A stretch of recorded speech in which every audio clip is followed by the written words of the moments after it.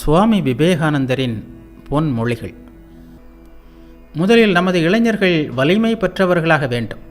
மத உணர்ச்சி அதற்கு பின்னரே வரும். என் வாலிப நண்பர்களே, வலிமை பெறுங்கள். இதுவே நான் உங்களுக்கு கூறும் அறிவுரை. ஒப்பற்ற உபநிடதங்களை பெற்றிருந்தும் மகரிஷிகளின் பரம்பரையில் வந்தவர்கள் என்று மாறுதட்டி கொண்டாலும் மற்ற இனங்களுடன் ஒப்பிட்டு பார்த்தால் நாம் பலவீனர்களாக, மிக மிக பலவீனர்களாக இருக்கிறோம். இதை நான் சொல்லியே தீர வேண்டும். வெறும் தேசிய கண்ணோட்டத்தில் பிரச்சினைக்கு தீர்வு காண முடியாது. பரந்த நோக்குடன் சர்வதேச அளவில் அணுகினால் மட்டுமே அவற்றை தீர்க்க முடியும். சர்வதேச சங்கங்கள், சர்வதேச அமைப்புகள், சர்வதேச சட்டங்கள் இவையே இன்றைய அவசர தேவை. ஒருமை உணர்வையே இது காட்டுகிறது. அறியாமையின் காரணமாகவே நாம் ஒருவரை ஒருவர் வெறுக்கிறோம். நாம் அனைவரும் உண்மையில் ஒன்று என்று உணரும்போது அன்பு பிறக்கிறது. அன்பு பிறந்தேயாக வேண்டும்.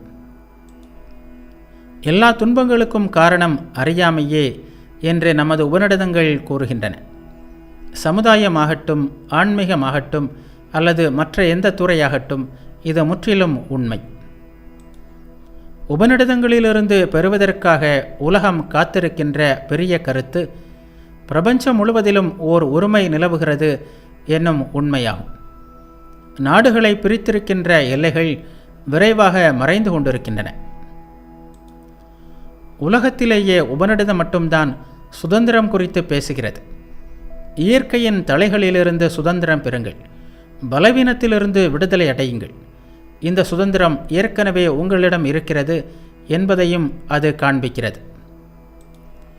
உலகம் முழுவதற்கும் உள்ள எல்லா மதங்களிலும் எல்லா இனங்களிலும் உள்ள பலவீனர்களையும், துன்பத்தில் துடிப்பவர்களையும், தாழ்த்தப்பட்டோரையும் உபநிடதங்கள் பேரிகை கொட்டி அழைக்கிறது.